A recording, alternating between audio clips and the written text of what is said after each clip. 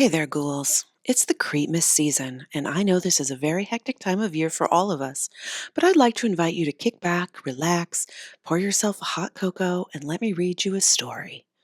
Every night from now through December 24th, I will read you a chapter from my new holiday creature feature, Christmas Creeps from the Deep.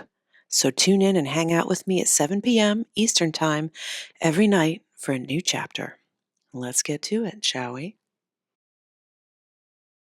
Chapter 16. All I Want for Christmas is You.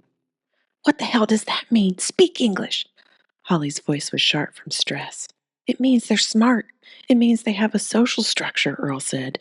She's got to be their granny. She's the reason they're still here. They won't go home without her. Earl went in for a closer look. What are you doing? Stay away from it. Holly tried to pull him away. She couldn't.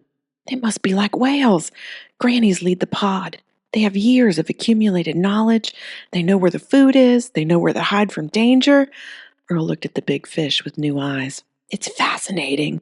Did you know grandmas are rare in nature? A postmenopausal female is technically useless. You watch your mouth, Earl Frost, Holly said. That's not what I mean.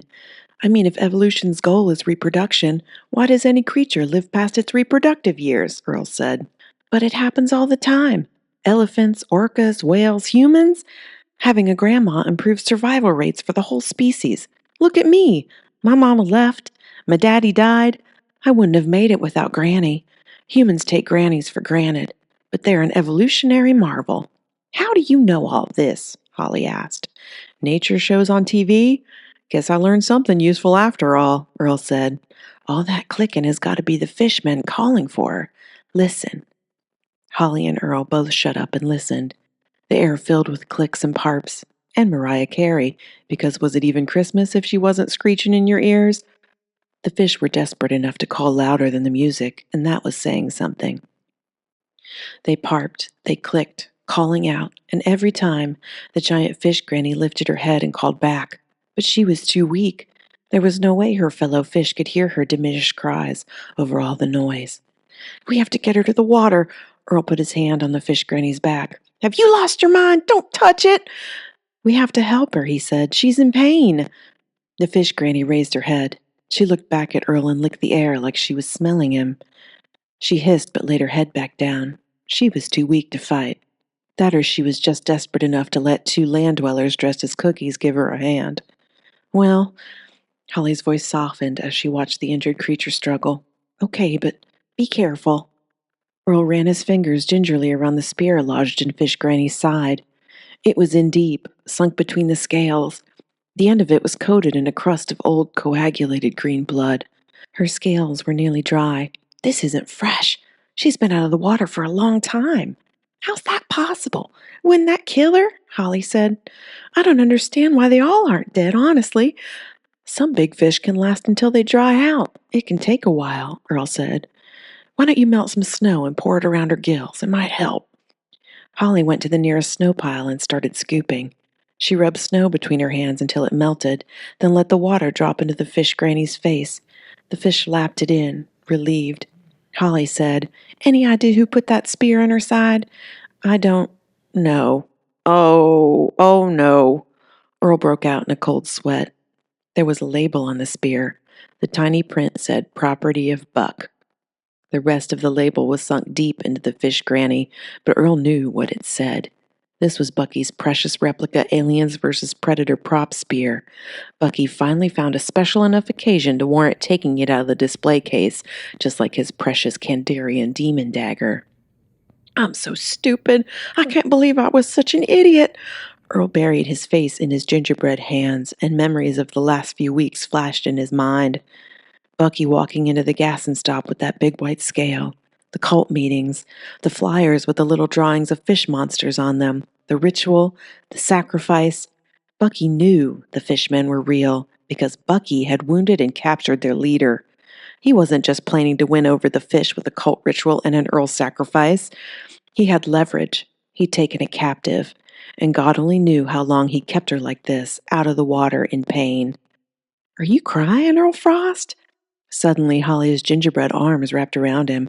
Come here. It's going to be all right. Earl sniffed up his tears. He didn't realize they were showing on the outside. Really, though, he wasn't sad. He was angry. At himself, yes, but mostly Bucky.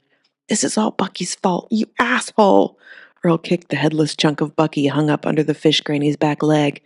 It was just like Bucky to run a scam and work an angle without caring who he hurt. I should have known. I could have stopped all this. Holly inserted herself between Earl and Bucky's stump of a dead body and put a very pointed index finger in his face. You listen here. We all do the best we can. There's no point in looking back wishing you could have done it differently. All we've got is now, she said. And right now, we got to get this fish back in the water before we all die. Right now, we've got to make Bucky's wrongs right. Holiday Lake needs you. Those fish people need you and I need you, so straighten up. Got it?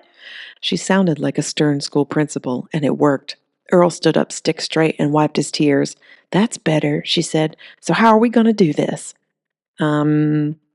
You put as much water on Grandma Fish as possible so she doesn't dry out and die? Earl said. Then maybe I should figure out how to move her to the water? And we should probably remove the spear? Holly dug her fists into the gingerbread hips. Are you asking me questions or telling me a plan? Telling you? Earl said it like he meant it this time, with a period at the end, not a question mark. Then why are you still standing there? Get moving. Holly shooed Earl off, then went back to melting snow onto the fish granny. That Holly, she was the kick in the butt Earl needed when he needed it.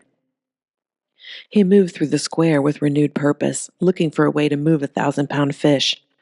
Bobby Ames' truck was out of commission. It was still hung up on the flower bed with a busted axle, and now the battery was dead.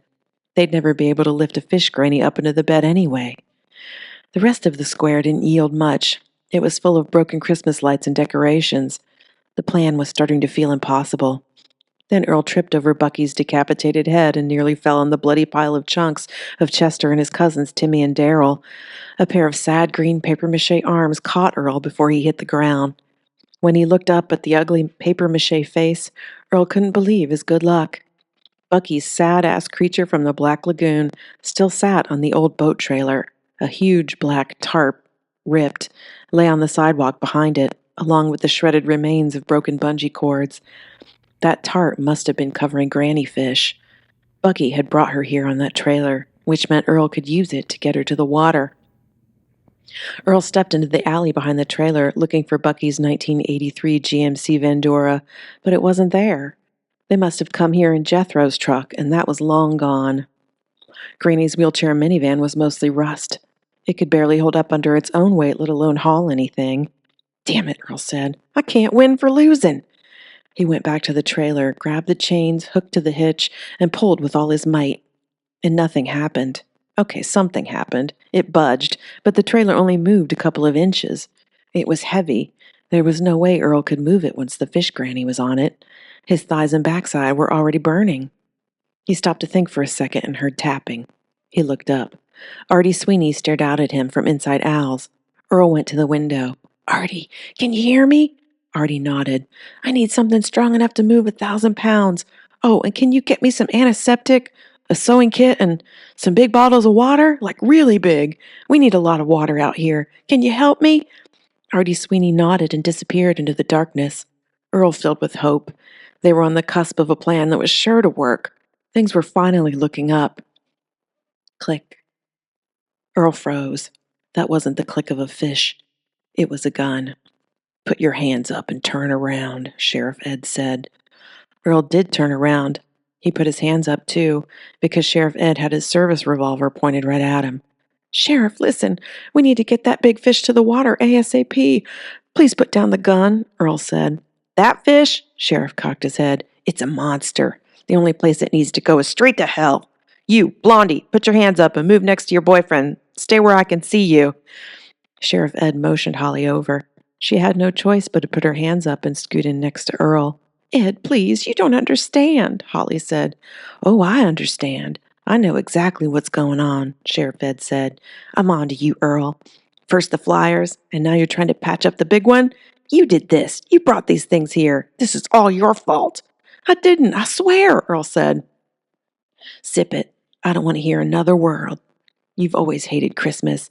You've never fit in, but I always thought you were a good kid.